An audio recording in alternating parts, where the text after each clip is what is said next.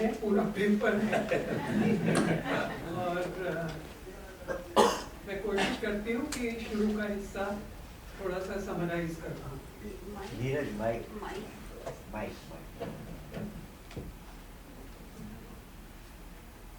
Okay, so it begins with thanking the Raza Foundation and Shri Ashok Bajpai for giving me this opportunity.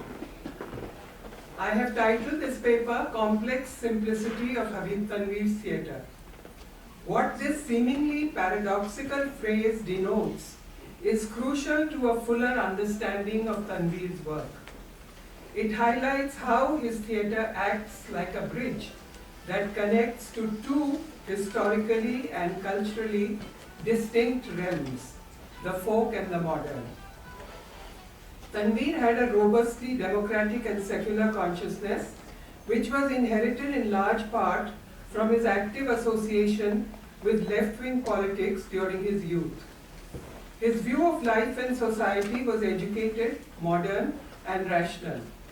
But the artists he worked with were largely unschooled and simple country folk who nonetheless possessed a rich heritage of traditional forms and skills.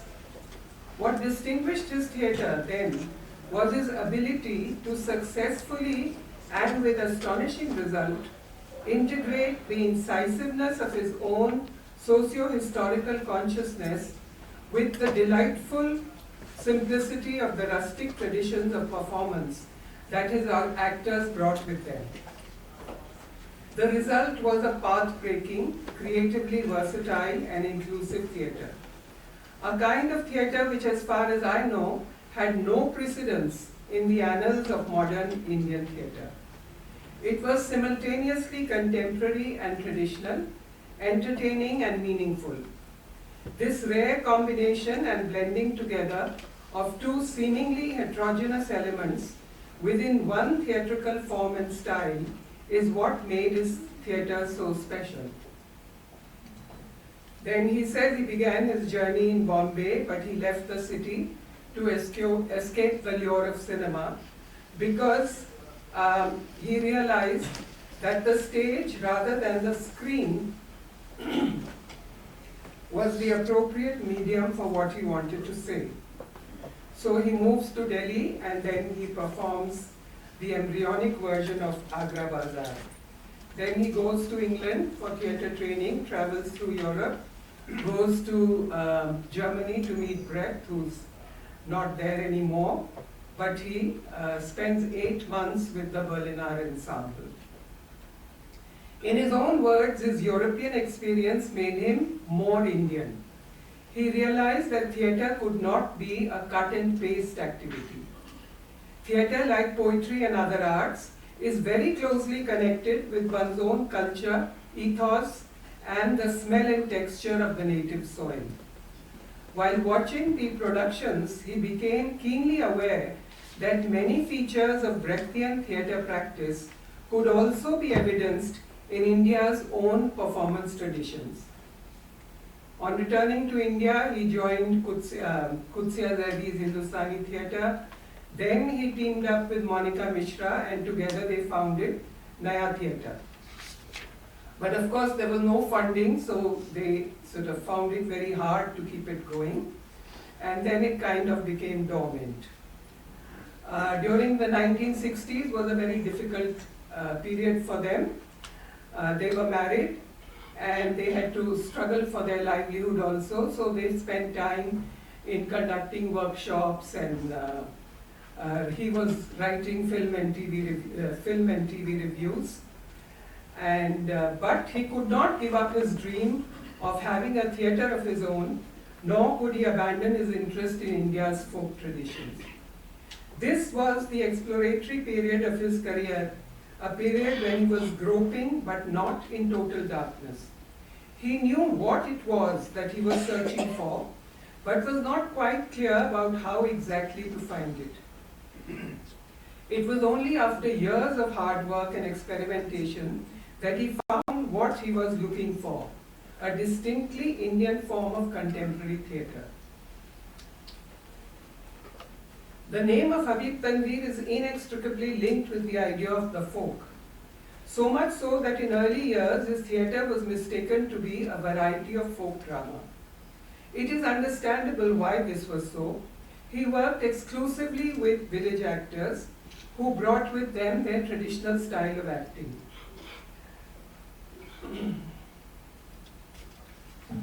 His productions not only used traditional performers but also made abundant use of folk music and musicians.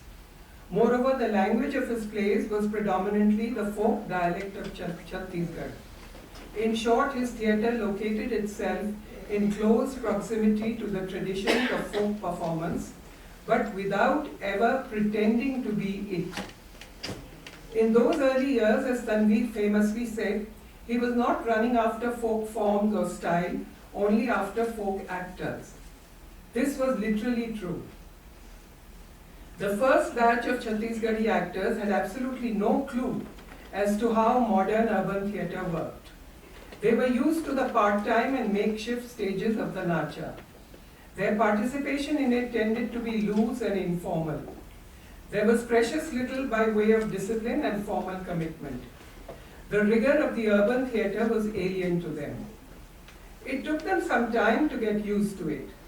In the beginning, they would go on leave, promising to be back by a certain date, and simply disappear. This usually obliged Habib to go back to Chhattisgarh in search of them. He would travel for several days from village to village, because often they would not be found at their stated addresses, until he located them, rounded them up, and brought them back to Delhi. But this was true only during the early years. Once they got used to the requirements of the modern professional stage, they became highly committed and responsible artists. Their experience of working with Naya Theatre transformed them into full-time professional theatre persons. Let me illustrate this with an incident. The Delhi government had organized a festival of Naya Theatre plays in Delhi. The first performance was that of Agra Bazaar, scheduled to be held in Delhi University. All the actors had arrived the night before, but Ram Charan, who Sudhanva mentioned also, for some reason had missed the train and arrived on the day of the performance all alone. He didn't know where the troupe was staying, nor did he know the venue of the performance. Like his fellow actors, his familiarity with Delhi's roads was limited. Nonetheless, he managed to get to Rabindra Bhavan, the only place he knew the name of. There he saw a poster of the festival. He pointed to it, and someone there helped him to find an auto and sent him to the university.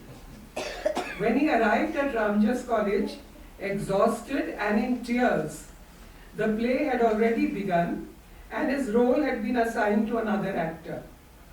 Incidentally, Habib's village actors possessed the remarkable quality so rare among urban artists of taking on any role at short notice. Again, in what was also typical of Naya Theatre, Habib had no problem in allowing Ram Charan to step into his role in the second half.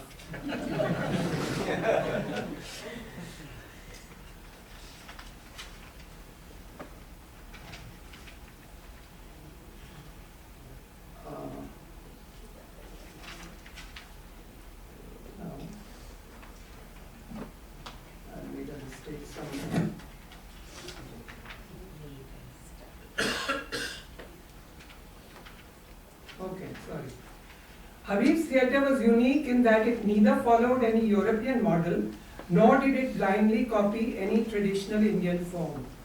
Significantly, his approach to folk cultural forms was neither revivalist nor antiquarian. He knew quite well the debasement and devitalization that traditional forms had suffered due to rapid urbanization and the homogenizing influence of films and TV. He was also aware of the severe ideological limitations underlying their simple approach to issues and problems.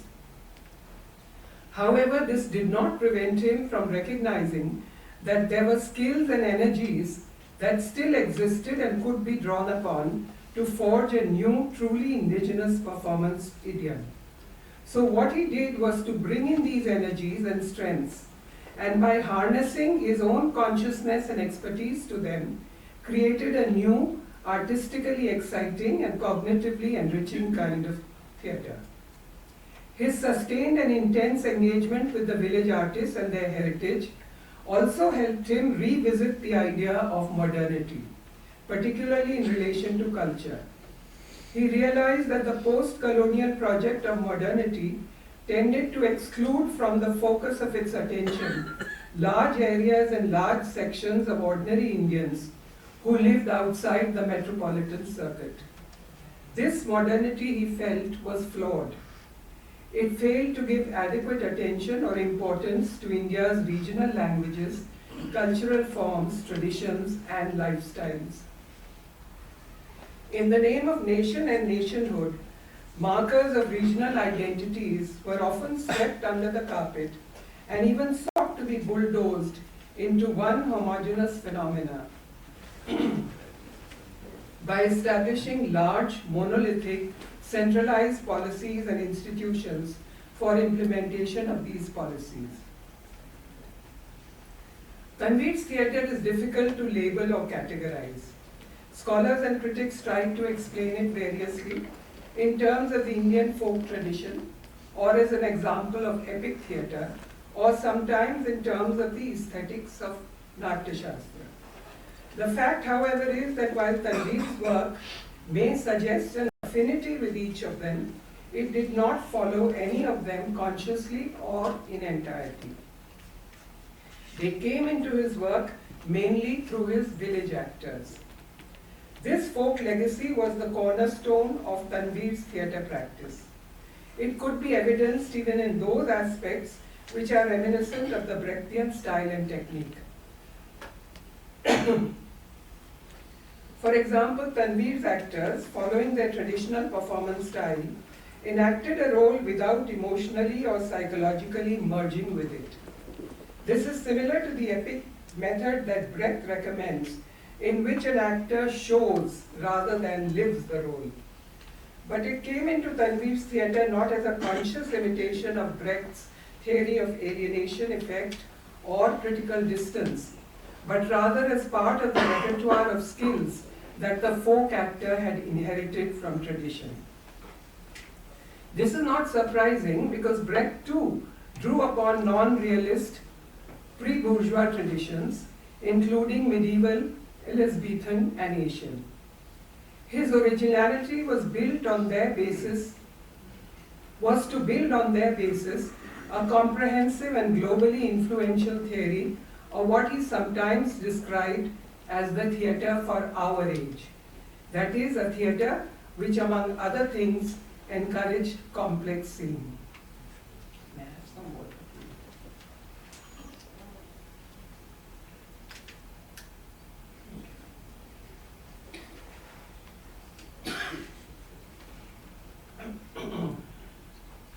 However, one feature that suggests some degree of conscious Brechtian influence is the way the songs are used.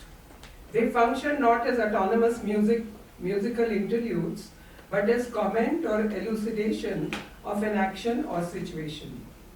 An excellent example of this is Charandas Chor. Tanveer worked closely with some Chhattisgarhi folk poets to get these songs composed. They possess a certain simplicity of style and expression which comes from folk tradition.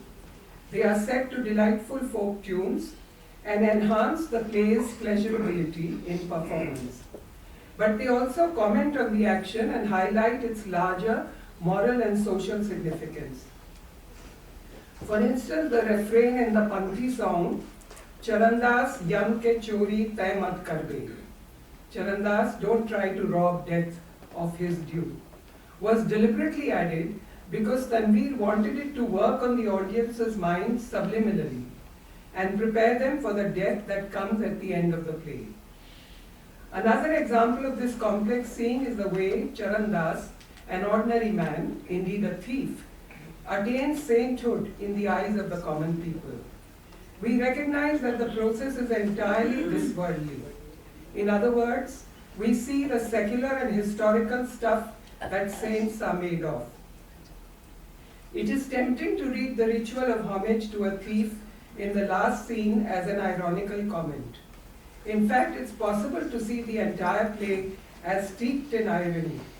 The way in which Charandas is confronted with the choices that oblige him to live up to the pledges that he had jokingly taken, the very coexistence of honesty and integrity in a thief, and the absence of these virtues in the guru, the policeman, and the royal treasurer, are some of the elements which contribute towards this irony.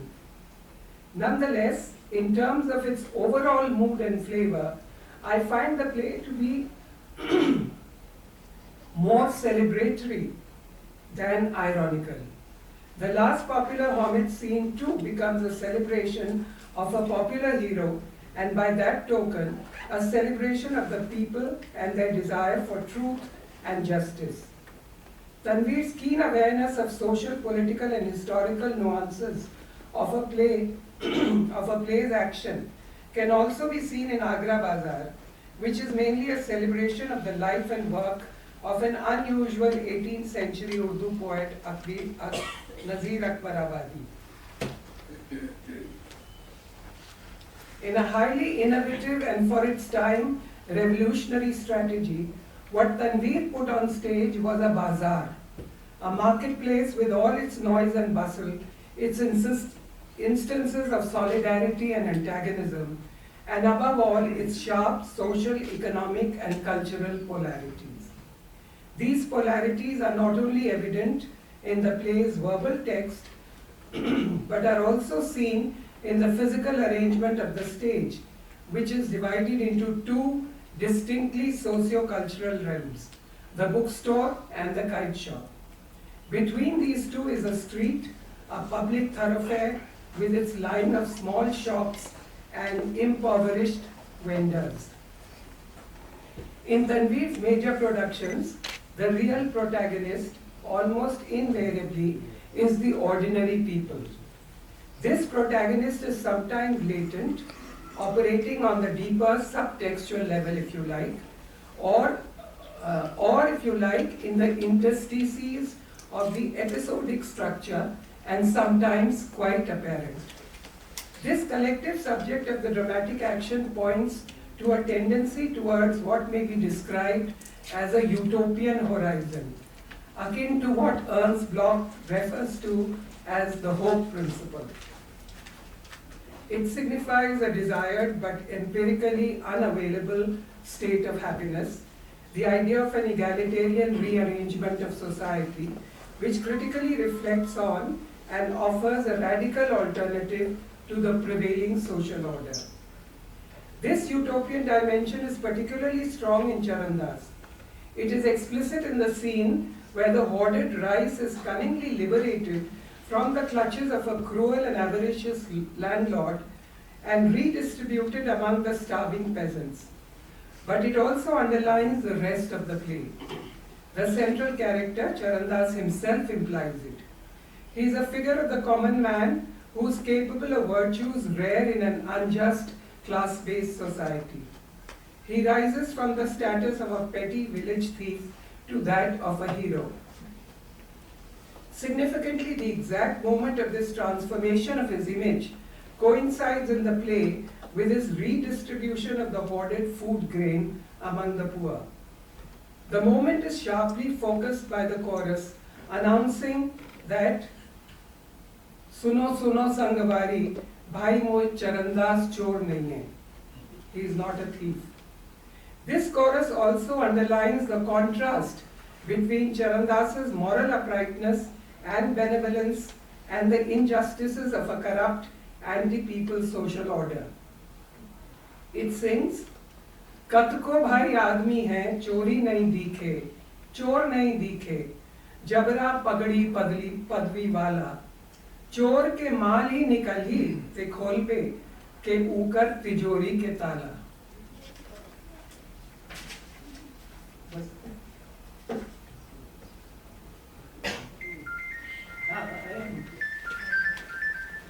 In other words, Charandas is constructed on the principle of carnivalesque reversal, the principle of a world turned upside down.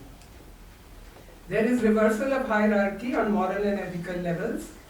Truthfulness, honesty, integrity, ethical values are shown to belong to a thief, leaving the upper echelons devoid precisely of these virtues. Through this, Charandas debunks religion, the state, and class economy. He shows up the existing social order as disorder. Thus, Tanveer's play does not allow the audience any monocular, cozy point of reference. It implies that what has been termed in the context of Shakespeare the principle of multi-consciousness, which Brecht describes as complex scene. This principle designates a complex and dialectical process of presenting a thing in such a way that its underside also becomes visible. It has the effect of destabilizing smug responses based on received orthodox values and norms. In the course of his career, Tanveer wrote and staged many original plays, offered improvisations from the folk repertoire of stories, produced Sanskrit classics as well as translations, adaptations of Shakespeare, Molière, and Brecht.